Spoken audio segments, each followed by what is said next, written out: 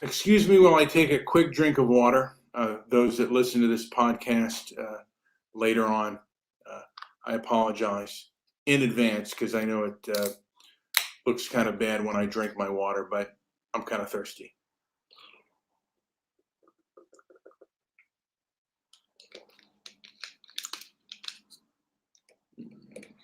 Oops, take that out of camera. All right, so today is May 10th, 2020, and just a few things that is on my mind, and I guess has made me kind of upset. And I'll one I was going to do on a YouTube channel, but I'm gonna do that at a later time. I'm not gonna go into that one today, but kind of upset me. I thought he was more diplomatic than he was, but you know what? I should have known better. Uh, I even subscribed to his channel. I might unsubscribe just because the absurdity. Anyway, I'm gonna go in. I guess they're still doing the Arizona audit, and it's really hard to get clarity on what's going on with that because of censorship. The people that do not like this audit and think it's counterproductive don't necessarily get on with people that believe that the Arizona audit is what they're doing is legitimate. So when you don't debate and you try to censor, it kind of makes me think you have something to hide. Could be completely wrong. And I guess facts will come out about how legitimate this is and this and that. But the media is so biased, and social media does so much censorship. It always makes me think that there's something fishy and dishonest going on. Could be completely wrong on that, but that's kind of the way it feels. And then number two, we're dealing with. I was just looking at a thing, Stop Asian Hate, and that hate crimes are on the rise. And some of these people that are so-called experts that are given a huge platform are really unpopular.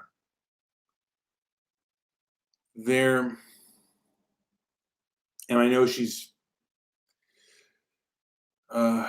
was a South Asian, but she was, I think this was about 2 years ago.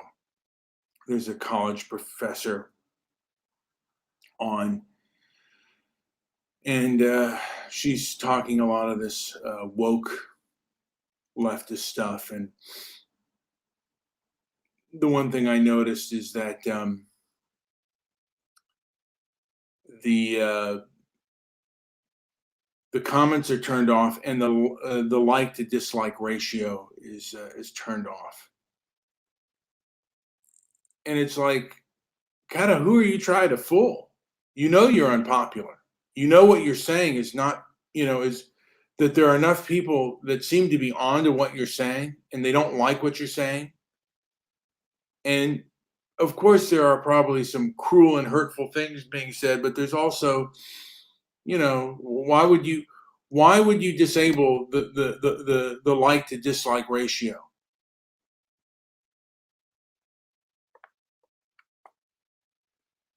It's kind of like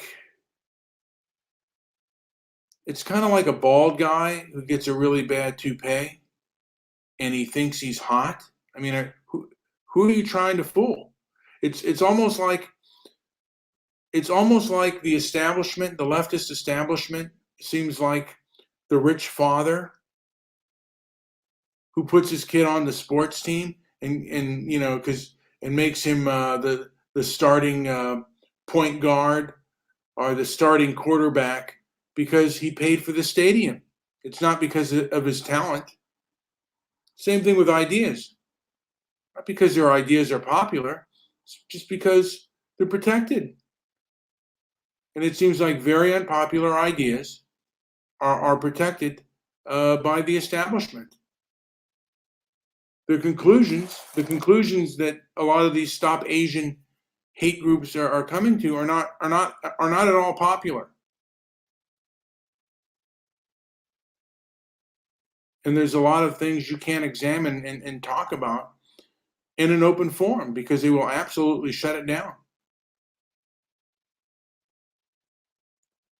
And, of course, it does anger me because we live in the world. I mean, I live in America, and I'm seeing the establishment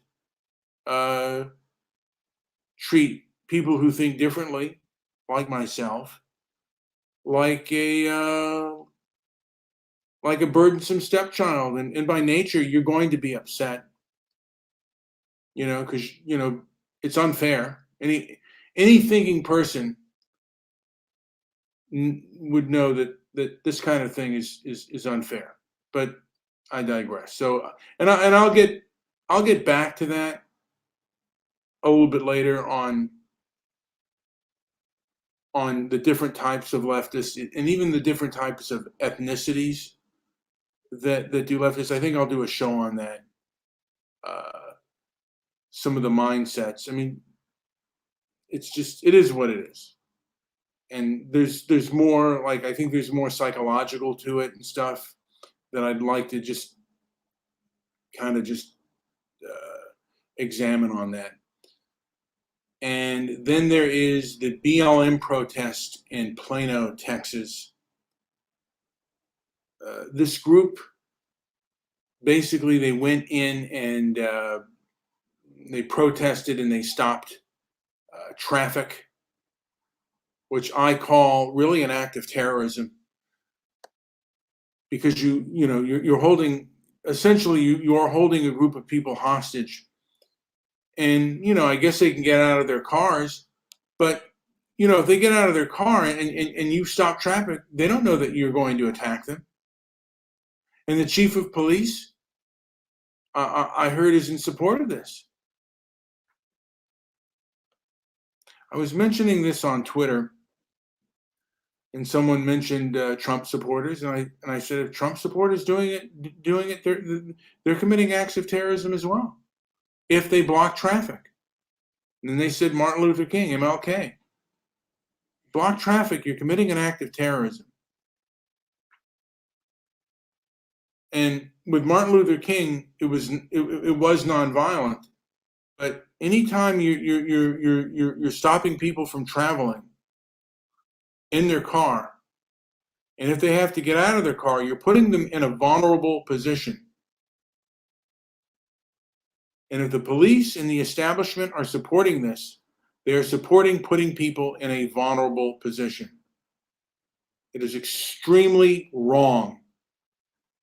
Sorry I get angry, but this is absolutely absurd. And the establishment is protecting this ideology from scrutiny. They are protecting, like I said, this is the same thing. It's like this person has a bad toupee, and he thinks he's fooling people, and it's like maybe the establishment is like paying girls to dance with him, and he thinks he's really hot stuff. And everyone in the background is snickering, but they tell him, hey, you got to leave the bar. But outside of the bar, people are like, this is nonsense. And they're in their own little insular world where they cannot be criticized, and their ideas can't be criticized, and you can't. And there are certain subjects you cannot talk about.